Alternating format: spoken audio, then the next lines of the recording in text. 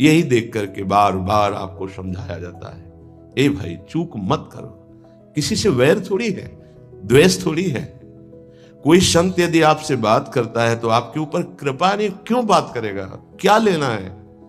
आपको लगता है हमारे द्वारा कुछ चलता है, हम कुछ है? नहीं नहीं, भ्रम मत करिए, कोई भ्रम मत करिए।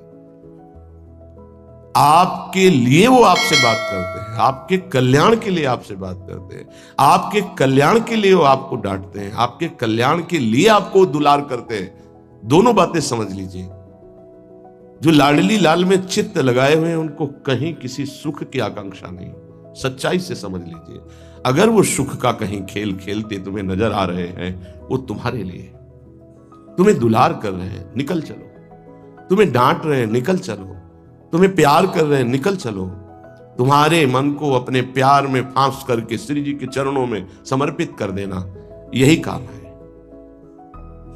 ये सब संतों का यही कार्य, तुम्हारे संसार के प्यार में फैले हुए मन को समेटकर अपनी वाणी, अपने प्यार के बल से उसे प्रियालाल के चरणों में समर्पित कर देना। पर आपके अंदर ये चाह हो जाएगी, तभी आप उस प्यार को समेटने में सहयोग दे पाएंगे। मुझे अब इस ब्रह्मा के रचे हुए माया से मुक्त होना है, पर आप तो इन्हीं खिलौनों में राजी हैं, और जब इन खिलौनों से मन को हटाने की बात कही जाती है तो आपको बुरा लगता है। आपसे जिससे कहा जाता है कि अब आप ऐसे रहिए, मनो चिन्हारो नाय, तो आपको लगता है कि हमारे संबंधों में प्रहार कर रहे हैं। तुम्हारे संबंध जितने हैं इनका प्रहार पहले हो चुका है काल के द्वारा, तुम इनको नहीं रोक पाओगे। काल पहले ही काट चुका है सारे संबंध। बस तुम संबंध का राग लेकर के यहां से जाओगे, दुर्गति हो जाएगी। और संबंध को प्रियालाल के चरणों में समर्पित करके जाओगे तो सदगति हो जाएगी, अनुराग हो जाएगा। जो आसक्ति संसार के संबंधों में है, वही आसक्ति जब संत महापुरुषों से हो जाती तो मोक्ष का खुला हुआ द्वार, ये भगवान कपिल देव जी कहते हैं। आप अपना अधिकार अपने में मत रखिए, गुरुजनों को दे दीजिए। अब हमारे जीवन की बागडोर आपके हाथ में है, आप जिस दिशा में चाहें ले चलें। हमारा केवल आपकी आज्ञा पालन करना कर्तव्य। तो कह रहे कदापि चिन्मयादुपरि चेत स्पृहा रोहणे। यदि तुम्हें इस चेतन अचेतन जगत से मुक्त होने की इच्छा जागृत हो गई है तो पहला, स्नेह का संबंध किसी से मत रखिए। स्नेह का संबंध केवल प्रियालाल से रखिए। वही स्नेह जो माता में, जो पिता में, जो भाई में, जो बंधु में, पत्नी में, पुत्र में, वही स्नेह प्रियालाल को चाहिए। आप और सब कुछ दो, भगवत प्राप्ति नहीं होगी। ये स्नेह दे दो तो भगवत प्राप्ति पक्की हो जाएगी। सबसे स्नेह करो श्यामा श्याम के संबंध से। हमारा स्नेह का संबंध श्यामा श्याम से, श्यामा श्याम के संबंध से स्नेह कोई फर्क नहीं पड़ेगा। पर आपको अभी ये कला नहीं आती है। आप जब तक एक बार समस्त संबंधों के स्नेह को बटोर कर प्रियालाल के चरणों में समर्पित नहीं कर देते, तब तक आपको लगेगा, वाणी से बोलोगे कि सब भगवत भाव से ही, लेकिन पूरा राग यही है, ये हमारे अमुक है, हमारे अमुक है। इसलिए इस रहस्य को समझो, पहले हटो, फिर जब वो राग अनुराग में बदल जाता है तो फिर पूरे विश्व से प्यार करो, कोई फर्क नहीं पड़ेगा। सब जीवन सो प्रीति रीति निवाहत आपनी, क्योंकि वो रीति जानता है। हमारी रीति श्यामा श्याम के संबंध से ही सबको मानना। एकांत की रति विधान करो, शब्दों को समझिए। एकांत की रति विधान करो, अर्थात हमारे हृदय देश में केवल इष्ट और गुरुदेव के सिवा किसी से प्रीति नहीं। और बहुत इस बात से हम कमजोर हैं। कहीं न कहीं हम अपनी प्रीति, हमारा दोस्त है, हमारा मित्र है, हमारा रिश्ता है, हमारा संबंध है, तो श्री जी करुणा करके आपको लाई अपने संबंध पुष्ट करने के लिए। फिर भी आप अज्ञानवश उन्हीं संबंधों को पुष्ट करते हैं जिससे आपकी दुर्गति हो जाए। जो आपके, अरे एक हिरण के बच्चा के संबंध ने एक जन्म नष्ट कर दिया, फिर और किसकी बात करें। इसलिए एकांत की रति विधान करो। एकांत की आपकी रति हो चुकी है, इसका परिचय आपके सामने भारी विपत्ति आई, मन केवल श्री जी में, भारी संपत्ति सुख संपदा केवल श्री जी में मन, यह है एकांत की रति। अब उसको कोई विचलित नहीं कर सकता। जहां विषयी जन रहते हैं, विषयी जन संभाषण करते हैं, उस स्थान में, उस भीड़ में, उन लोगों के बीच में अरुचि हो जाना। रतिम मदन मोहने विदधताम तदेकांतिकीम, एकांत की भक्ति, विरति, जन समुदाय, प्रपंच भाषण करने वाले, इनसे संबंध नहीं। ना संतु जनतापने प्रतिवसंतु वृंदावने, जनता अर्थात केवल विषय प्रपंच की वार्ता करने वाले, तापने, हृदय में ताप पैदा हो उनके संग नहीं, मुझे संग नहीं। कोई भी हो, प्रिया प्रीतम से तुम्हें मतलब नहीं, उनकी चर्चा से मतलब नहीं, उनके संबंध से मतलब नहीं, तो हमारा आपसे क्या संबंध। देखो, जगत के संबंध प्रियता दिखा करके भोग सामग्री दे सकते हैं, धन दे सकते हैं, व्यवस्था दे सकते हैं, पर प्रियालाल की प्रीति नहीं। पूज्य श्री रघुनाथ दास गोस्वामी जी जब अपने गृह का त्याग करके महाप्रभु चैतन्य देव की शरण में गए, तो 2-3 दिन जो महाप्रभु को भिक्षा आती थी उसी से महाप्रभु दे देते थे। उनको लगा कि नहीं, जीवन जब महाप्रभु को समर्पित है तो हमको जीने का ढंग सीखना चाहिए, कैसे हम विरक्त होकर के जिए। इतने में घर से भेजे हुए बहुत से सेवक, रुपया, सामग्री, रसोईया सब आ गया, क्योंकि बहुत बड़े धनी थे उनके पिताजी, और पिता के भाई दोनों के बीच में एक लाड़िले पुत्र थे पूज्य श्री रघुनाथ दास गोस्वामी, जिनकी समाधि राधा कुंड में विराजमान है। अब सुंदर सुंदर पकवान, भोग सामग्री घर के भेजे हुए रसोइये सब बनाते, प्रभु को भोग लगता, महाप्रभु चैतन्य देव को भी।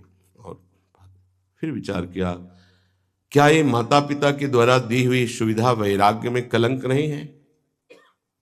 मेरा जीवन प्रभु के लिए, क्या मैं प्रभु आश्रित नहीं जी सकता? जब विरक्त हो गया तो माता पिता के द्वारा दी हुई भोग सामग्री से जीना निषेध है।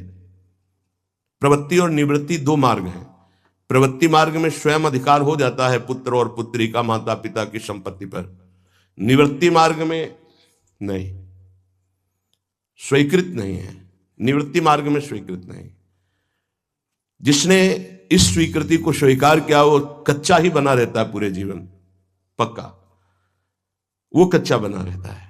ये दृढ़ बात समझ लीजिए। आज तक इतिहास है विरक्तों का। निवृत्ति मार्ग पर अगर वैराग्य ले लिया तो माता पिता के द्वारा उसका भरण पोषण कभी नहीं हुआ। आप पढ़ करके देख लीजिए, चाहे कोई भी हो, किसी भी मार्ग का हो। जब रत्नावती जी ने, उनके लिए चिट्ठी आई, पुत्र ने भेजा कि पिता ने सभा में मुंडी का पुत्र कह के कहा, मतलब सन्यासिनी का पुत्र कह के, माता हमारी इस नाम की रक्षा करना। जी हुई चिट्ठी पढ़ी तो महल छोड़ दिया उसी समय, और नाई को बुलवाया, अपने जो राजरानी के बाल थे उतरवा दिया, और संत सभा में बैठ गए। आज से कहा राजअन्न का त्याग। अब ग्राम नगर के द्वारा दी हुई भिक्षा के द्वारा भरण पोषण होगा, इस राजा के द्वारा दिए हुए नहीं। और पति थे माधव सिंह। जब ये बात सुनी तो उनको भयंकर क्रोध हुआ। मेरे सामने मेरी पत्नी मेरा इस तरह का अपमान, मारने का प्रयास किया, निष्फल है। अंततो गत्वा, चरणों में हाथ रख के माथा रखा है, पढ़ के चरित्र देख लेना। नहीं इनके महल में रहूंगी, नहीं इनका भोजन पाऊंगी। विरक्त होकर के माता पिता के द्वारा भरण पोषण होना, एक बार एक भिक्षा के लिए तो अनुमति है। अगर विरक्त हो गया है, एक भिक्षा अगर माता पिता करा दे तो वो स्वीकृत है, इसके अलावा नहीं। आप चरित्रों को पढ़ के देख, सिद्धांत से नहीं चलोगे तो 4 दिन बाद फिर उसी में आ जाओगे। जब हम विरक्त हो गए, पूरे विश्व का भरण पोषण प्रभु करते, तो मेरा नहीं करेंगे क्या? आज अगर कोई जुड़ा है तो वैराग्य और भगवत प्राप्ति के लिए जुड़ा है। हमारा संबंध संसारिक नहीं, भागवतिक। जिस मार्ग में हम हैं उस मार्ग में। रघुनाथ दास गोस्वामी को 2-4 दिन हुए, फिर अंदर आग लग गई। नहीं, पिता के द्वारा दिए हुए वैभव को नहीं भोगना, वापस। अब कैसे जिए? जहां सिंहपौर पर जगन्नाथ जी के सब भिक्षुक खड़े होते थे, उन्हीं के बीच में खड़े हो गए। अब जो बांटते हैं तो उनका स्वभाव है लेने वालों का दौड़ दौड़ कर आगे लेना। कभी कभी मिलता उनको, शांत खड़े रहते तो पा लेते, नहीं मिलता प्रसाद तो भूखे रह जाते। फिर विचार किया, इसमें खड़े होकर के भी एक वृत्ति बनी रहती कि आने वाला देगा, ये भी ठीक नहीं। एक जगह अन्न क्षेत्र में अन्न बंटता था, वहां से जाके लाने लगे। फिर विचार किया, विवेक धैर्य नहीं लेने देता। यार हम यहां कोई सेवा तो करते नहीं, क्योंकि भरपेट अन्न पाने का जिस क्षेत्र में अधिकार है तो वहां सेवा करना जरूरी, चाहे पोछा लगा दो, चाहे पत्तल फेंक दो, कोई सेवा वहां करनी चाहिए, तभी आपका वैराग्य सुरक्षित रहेगा, नहीं तो फिर ठीक नहीं है। वहां अन्य क्षेत्र में भी छोड़ दिया भोजन लेना। आप कैसे जिए? तो रात्रि में जो महाप्रसाद गाय को डाल दिया जाता था, गाय भी छक के जब नहीं पाती थी तो वो रात्रि के 10-11 बजे निकलते और वो महाप्रसाद जो पड़ा रहता उसको उठा के लाते, जल से धोते, सड़े सड़े निकाल के चावल, फिर उसे पाते। महाप्रभु ने पूछा, गोविंद, गोविंद दास सेवा में रहते, गोविंद ये रघु अब क्या पाता है? बोले प्रभु बहुत वैराग्य से रह रहे। बताया तो उनका, अच्छा ऐसा अमृत अकेले अकेले पाता है, हमको कभी निमंत्रण नहीं दिया, अब हम चुपके से छीन के पाएंगे। महाप्रभु चले रात्रि के जब वो कटोरे पे इतने से चावल सही निकाल कर पानने में लगे थे, पीछे से महाप्रभु गए से लिया। अरे प्रभु आपने, उनका इतना स्वादिष्ट अमृत पाता है और मेरे को कभी निमंत्रण नहीं दिया, निहाल कर दिया। उनके लिए आया, सोवत हु रसना रटे राधा कृष्ण सुनाम। वो जब सोते थे तो उनकी जबान से राधा कृष्ण राधा कृष्ण राधा कृष्ण। ये इस मार्ग के पथिक, निवृत्ति मार्ग और प्रवृत्ति मार्ग में अंतर है, आप लोग इस बात को समझें। निवृत्ति मार्ग श्री जी के भरोसे का है, आप विश्वास कीजिए। जब इष्ट के भरोसे में है तो जिनकी पलक झपकते अनंत ब्रह्मांड रचना हो जाती है, उनके लिए कोई ये बड़ी बात हो गई क्या? ये कोई बड़ी बात है उनके लिए? हम उनका भरोसा त्याग करके निवृत्ति मार्ग के हो करके और परिवार के द्वारा भरण पोषण हमारा हो, भाई ये तो नहीं समझ में आता। भरोसो दृढ़ इन चरणन केरो। निवृत्ति मार्ग तो निवृत्ति मार्ग, प्रवृत्ति मार्ग तो प्रवृत्ति मार्ग, प्रवृत्ति निवृत्ति, निवृत्ति में प्रवृत्ति, बहुत समझकर संभल कर चलना पड़ेगा। जो मार्ग भगवान ने बनाया उसके अनुसार। तो कह रहे न संतु जनता, तुम्हारा व्यवहार जनता से नहीं होना चाहिए। व्यवहार शून्य व्यवहार है, ध्यान रखना।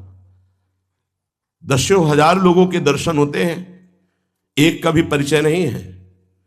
हजारों लोगों से संभाषण है, एक भी हमारा मित्र नहीं है कि ये हमारा है, तुम लोग इसके साक्षी हो, ये हमारा बंदा है, एक भी नहीं है। साफ श्री जी के हो, श्री जी से संबंध है, मैं सिर्फ एक नौकर हूं, श्री जी की बात आपको बता देता हूं, आपकी बात श्री जी को बता देता हूं, हमारे श्री जी इसके सिवा कोई नहीं। एकांत की रति, जनता से संबंध रहित, श्री जी के संबंध से सब जीवन सो प्रीति। श्री वृंदावन में वह चिदानंद रस को प्राप्त होता है, यह है रहने। वृंदावन इह विधि बसे, तज के सब अभिमान, तृणते नीचो आपको जाने सोई जान। ये समझ जाओ किस बात का आश्रय लिए हो। जिनको ब्रह्मांड रचने में सेकेंड नहीं लगाए, वो हमारी प्रियाजू के अधीन है। हमको कुछ अपनी व्यवस्था के विषय में सोचना, मानो शरणागति के विषय में आपको अविश्वास, कलंक है ये बात। हे बिल्कुल भरोसे पे हो जाओ, फिर सामने देखो क्या होता है। बिल्कुल भरोसे पे हो जाओ। गुरुजनों ने कभी भी अन्य आश्रय नहीं होने दिया, कभी भी अन्य जगह जगह बचाते। वो जानते हैं कि अन्य आश्रय, धन का आश्रय, वस्तु का आश्रय, व्यक्ति का आश्रय, ये तुमसे सच्ची बताते हैं, गुरुजनों की कुछ बातें बाद में समझ में आती, पहले समझ में नहीं आती। केवल श्री जी का भरोसा रखो, जिसने आज दिया है वही कल देगा। जब गुरु जी को कोई कहता कि कभी काम में आ जाएगी ये वस्तु, रख लो, तो बोले इसी को मिटाने के लिए बाबा जी हुए हैं। जब कभी काम में आनी होगी तो तुरंत श्री जी भेजेंगे, हम इसको पहले से क्यों रखें।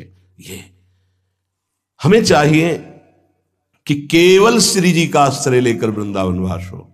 देखना कितना आनंदित रहोगे। फिर रोना आता है, तुम्हारे आंसू फिर निकलेंगे। जब आप एकांत में होंगे, आपका कोई नहीं होगा और आपकी परिस्थिति विपरीत होगी, तब जो शरणागति होती है वही भगवत प्राप्ति कराती है। जब तक विपरीत परिस्थिति नहीं आएगी तब तक शरणागति परिपक्व नहीं होगी। बात लिख लीजिए, चाहे वो द्रौपदी जी हो, चाहे गजराज गजेंद्र जी हो, चाहे कोई भी हो, जब ऐसी विपरीत परिस्थिति आए कि कोई भी सहयोगी नहीं रह गया, तब शुद्ध शरणागति और भगवत साक्षात्कार उस दिन के लिए तैयार रहो और मांगो कि हमारी आसक्ति का नाश करने के लिए परिस्थिति ऐसी दे दो प्रभु कि सिर्फ आप पर दृष्टि हो, सिर्फ आप पर, ना कोई हमारा नाम किसी के, सिर्फ आप। मेरे तो गिरधर गोपाल, दूसरों न कोई। बात समझो, सत्संग की बात को समझो, परमार्थ की बात को समझो। तो जब कोई हमारे जीवन में प्रश्न आता तो जो नील चादर ओढ़े हुए विराजमान है उनकी चादर की तरफ देखते, आकाश की तरफ, बाहर निकलकर आकाश की तरफ देखते। तत्काल उत्तर मिला है हमको, तत्काल भाग, यहां से भाग। झोला टांगा, रात्रि में भागे, जब भागे तब रात्रि में भागे।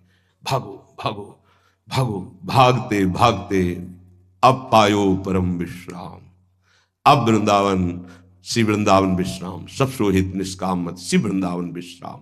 हे, भागते रहो, संबंधों से भागते रहो, आश्रयों से भागते रहो। एक आश्रय केवल हरि गुरु का, बस एक विश्राम स्थल। जैसे आप रखो, जैसे आप रखो, हम उसी में राजी हैं। समस्त प्राणियों को वृंदावन के नमस्कार बुद्धि से देखो। देखो यहां की रहनी, वृंदावनी विधि वसे तज के सब अभिमान, तृणते नीचो आपको जाने सोई जान।